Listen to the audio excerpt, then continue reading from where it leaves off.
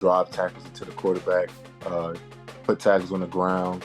When you turn on the tape and you watch me pass rush, you're going to see a relentless guy with a lot of power.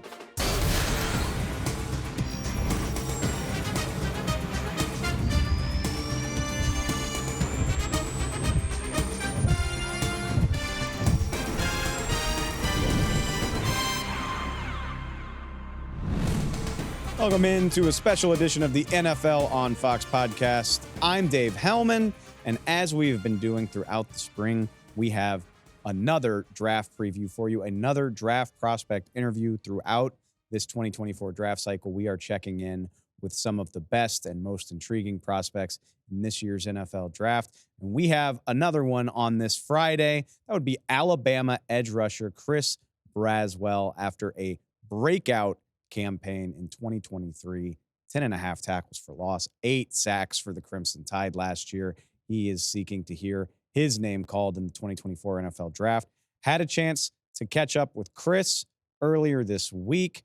As we've said before, we've got these coming throughout the season. We talked to Joe Milton earlier this year. We talked to Darius Robinson not all that long ago. Make sure you're subscribed to the feed, Spotify, Apple Podcasts, for more interviews like this, as well as the rest of our usual content. Without further ado, can I interest you in Alabama Crimson Tide edge rusher Chris Braswell?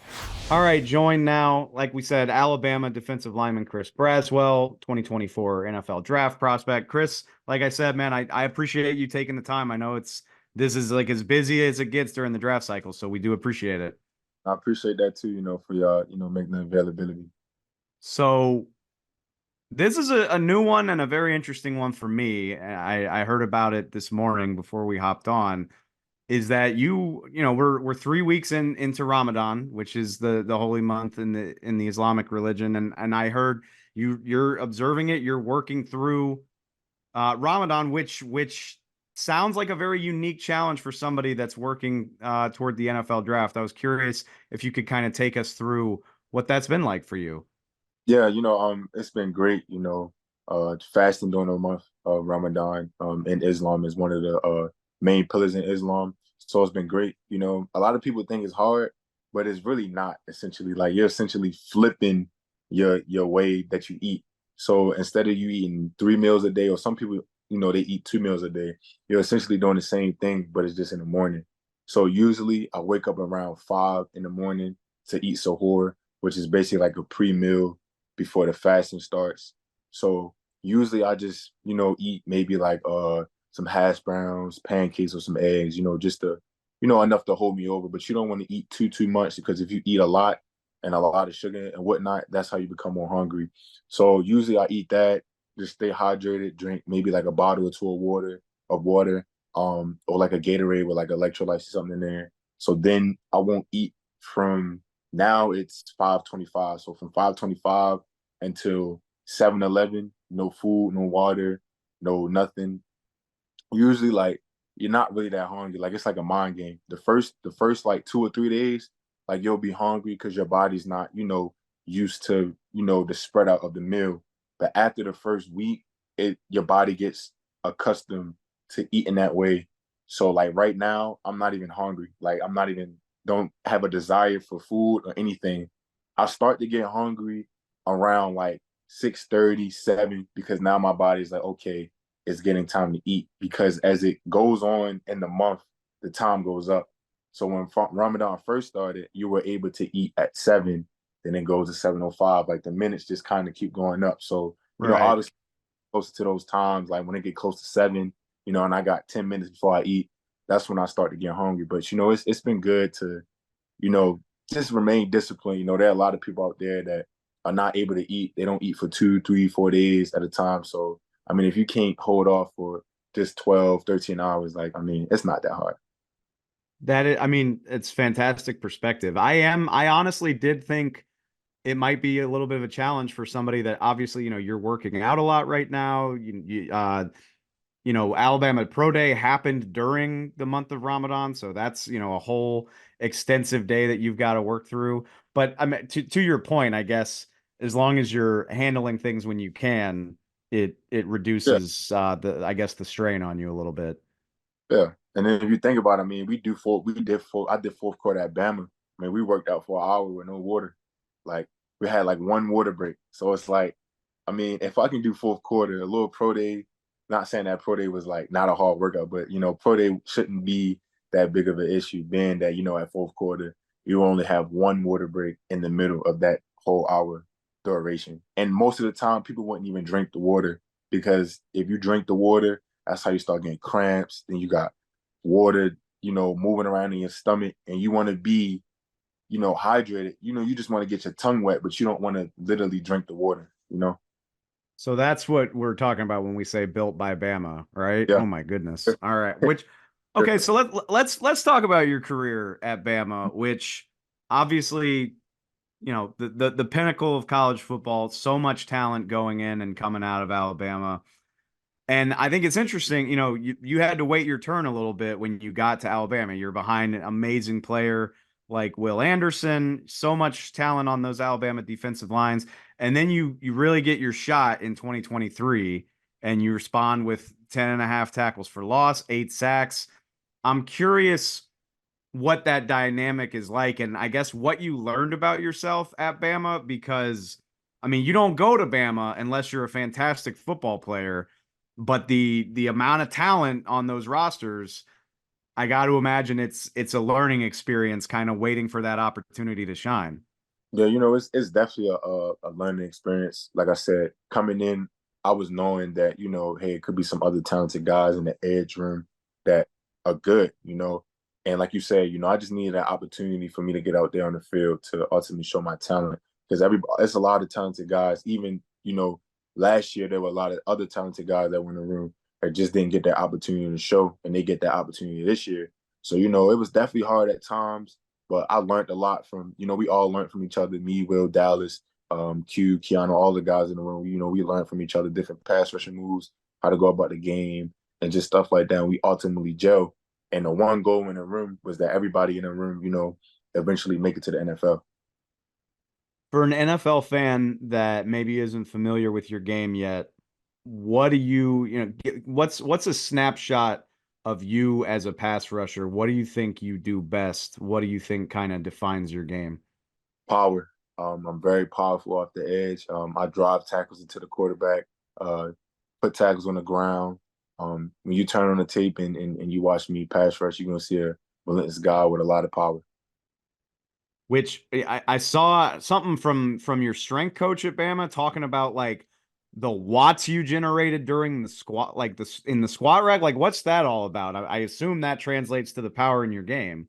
Yeah. So at Bama, we train for velocity and just power movement and how fast you can move the weight room, like the weights and the bars and whatnot. So that year, that summer, I think it was like 615 or something like that. I can't remember the watts, but I know it was over like 3,000 something. It was like the most that they ever seen move at that weight in college football, and they've been at Indiana, they've been in high school, and they've been at Bama.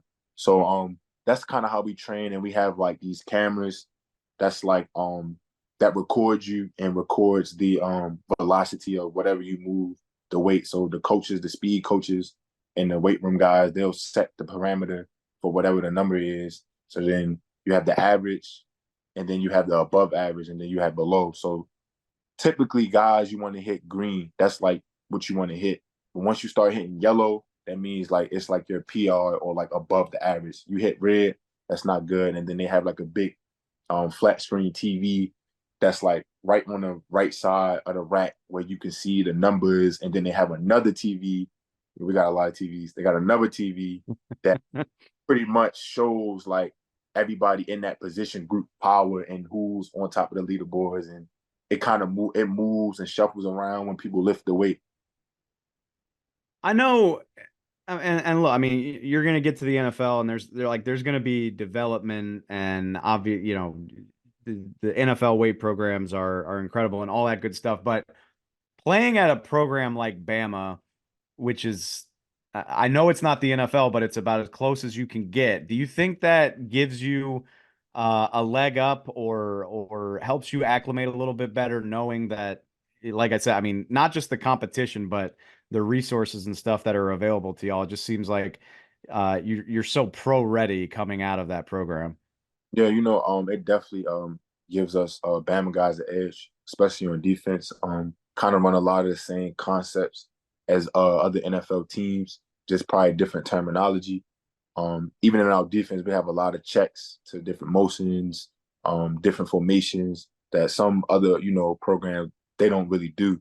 So like, that kind of gives us a upper hand when it comes to the NFL playbook. But ultimately, you still got to learn the playbook because, like I said, it's different terminology, whatever. But it definitely can help. And also being that, at Bama, Coach Saban tried to run the program, not try, but he did run the program professionally. We would wear suits to the game, like to travel, do team dinners, eat together as a team, do a lot of team events when it came to like game day and whatnot, and just the walkthroughs and just everything was treated as a job. It's weird for me just as a football fan and a journalist to think about Bama football without Nick Saban. I got to imagine it's a strange transition for like all of y'all. I mean, I know you're focused on the NFL right now, but do you ever find yourself thinking like, man, we were the last team that Nick Saban was going to have at Bama, and just kind of reflecting on what you learned from him? Yeah, I always think about it, like, wow, I was able to play on the last team. I'm able to tell my kids or future grandkids or whatever like that, that I was able to play on that team. I learned a lot from to ultimately the one thing I said I learned from him was doing all of the things, the right things when no one is watching. You got a lot of people that do things when the camera's around. They do things when the coaches and everything around, when all the media and everybody around, and it look like they all good, but behind closed doors, they're not really doing what they're supposed to do. So he always instilled in us to do all of the right things when no one is watching. Couple more questions for you just about what happens next. And like we talked about, we're kind of in the middle of visit season. This is a time where a lot of guys are traveling around the country visiting teams and doing pre-draft talks and stuff like that.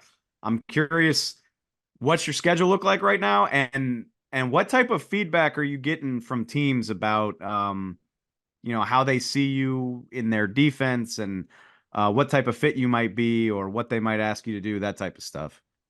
Yeah, so obviously it's a crammed month, having a lot of Zoom meetings, also phone interview calls with different coaches, and like you said, visits. I met with a lot of teams. They love me. They see me as a pass rusher. Just well overall balanced. Some teams they see me as Sam backer, that can drop into coverage, and some see me as a true five technique end. So just depending on the team and the defensive scheme, I've talked to 3-4 teams, 4-3 teams, and they pretty much all agree that I can fit in their scheme. You and Dallas both, it's Dallas Turner for anybody that's not familiar, the other phenomenal Bama edge rusher in this draft class.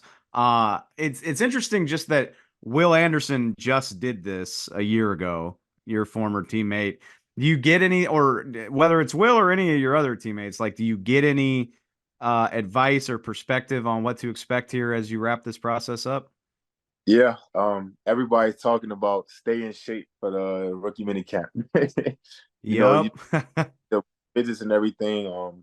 It's a lot of visits, a lot of meetings. So like, you gotta within those visits and meetings, you have to find time to, stay in shape because you fly from this city to that city. 30-day visit is like one day. So you flying from here to here, this coast, that coast, state to state. Some guys, some people just forget to realize, bro, like I haven't even had time to really just sit down and train. You know, just gotta stay in shape. I was told by coaches, even on visits, players like, hey man, like I know you're doing a lot of visits and it's hard to try to squeeze in that, the time to, get a lower type of running in, but just make sure you're running somewhat something to stay in shape. It's an exciting time, and it's going to be a dream come true, but they're going to have you on that practice field real quick after after it's all over. In a while. Chris, I look, man, I wish you the best of luck. This was really fun. I'm looking forward to see how it all shakes out for you. And like I said, good luck. Appreciate the time, and we're looking forward to seeing how this goes. Yes, sir. Appreciate that. Absolutely. Thanks again to Chris Braswell for dropping by the show. And you're going to want to make sure you keep an eye on the feed. On the other side of the weekend, Monday morning, we've got another big SEC interview coming up with Georgia Bulldog wide receiver Ladd McConkey, one of the biggest names in this loaded wide receiver class, dropped by the show to talk about his draft process, where he sees himself in this pecking order. It's a good one. Like I said, Spotify, Apple Podcasts, wherever you get your podcasts. Great interview with Ladd McConkey coming up on Monday. Until then, make sure you check out our socials at NFL on Fox Pod, Twitter, Instagram. There's probably a new TikTok on there, if I had to guess. Keep you satisfied over the weekend. And like I said, Ladd McConkey on the other side, as well as plenty more NFL and NFL draft content coming your way. We'll talk to y'all real soon.